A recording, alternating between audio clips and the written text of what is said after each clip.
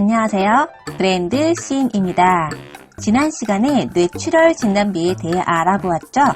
예고해드린 대로 이번 시간에는 나머지 2대 진단비 보험 중에서 심장 쪽에 대해서 알려드리겠습니다. 시작하기 전 구독과 좋아요는 저에게 큰 힘이 됩니다. 꾹 눌러주세요. 우리나라에서 질병으로 인해 가장 사망자가 많은 것이 바로 암, 뇌, 심장 관련인데요. 이들을 흔히 3대 질병이라고 부르고 있습니다. 그래서 우리는 3대 진단비를 미리미리 젊었을 때부터 준비를 해두는데요. 암, 뇌에 이어 오늘은 심장 관련 진단비를 살펴보겠습니다. 여러분이 보험 증권들을 살펴보면 심장 관련 진단비는 대부분 급성심근경색 진단비로 채워져 있을 것입니다. 그런데 여러분, 심장 관련 환자들 중에서 어떤 질환이 가장 많은지 알고 계시나요? 바로 협심증입니다. 무려 66.20%를 차지하고 있죠. 심장질환 환자의 절반 이상의 숫자입니다. 그럼 이 협심증이 무엇이냐고요? 심장에는 관상동맥이라는 혈관이 있는데 이 혈관을 통해 산소와 영양분들을 공급받고 전신으로 혈액을 펌프질하는 중요한 역할을 하는 기관입니다. 그런데 이 관상동맥의 혈관에 이물질들이 쌓이면 혈관이 아무래도 좁아지게 되겠죠. 그렇게 되면 혈류 공급에 차질이 생기게 되고 이로 인해 심장에 손상이 가게 됩니다. 그로 인해 나타내는 증상은 일반적으로 가슴을 쥐어짜는 듯한 통증을 느끼게 됩니다. 이게 바로 협심증입니다. 흉통은 보통 5분 이내로 짧게 발생했다가 또 괜찮아지는데요.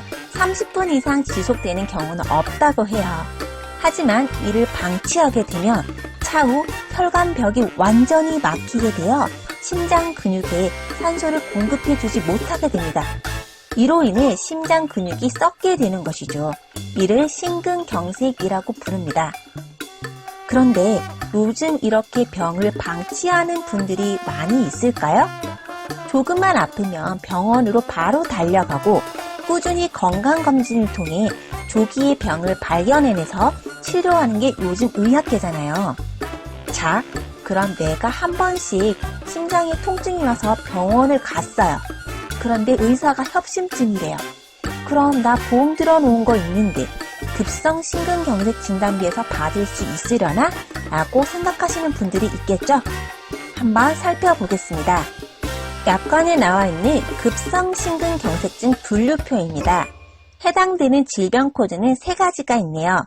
I21 급성심근경색증, I22 후속 심근경색증, I23 급성심근경색증, 후 특정 현존 합병증 이렇게입니다.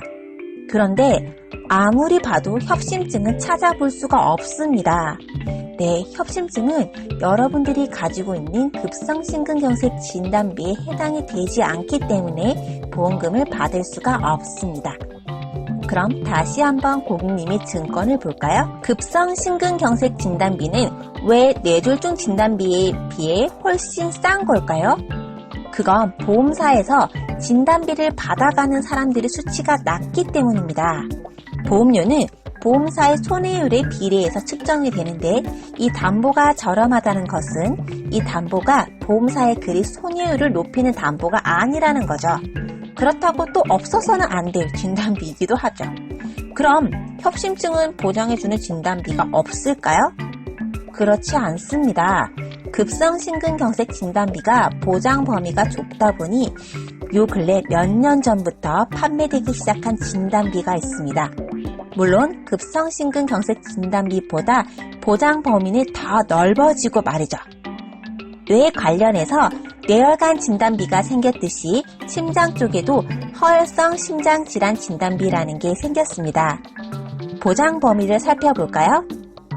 여기에는 I20 협심증 코드가 딱 들어가 있죠? 그리고 앞에서 보았던 급성심근경색 관련 코드 3가지도 함께 포함이 되네요. 그 밖에도 I24 기타 급성 허혈성 심장질환과 I25 만성 허혈성 심장병까지 보장 범위가 좀 더 넓어진 것을 확인할 수가 있습니다. 그래서 이왕 심장 관련 2대 진단비를 준비하실 거면 허혈성 심장질환 진단비부터 채워주시고 나머지 부족한 부분을 급성 심근경색 진단비로 채워주시는 게 좀 더 현명하게 준비하실 수 있다는 것이죠.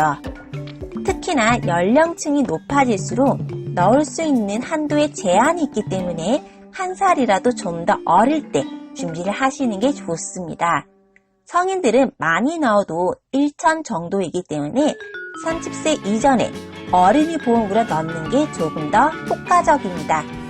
그럼 2, 3천 정도는 충분히 채울 수 있으니까요.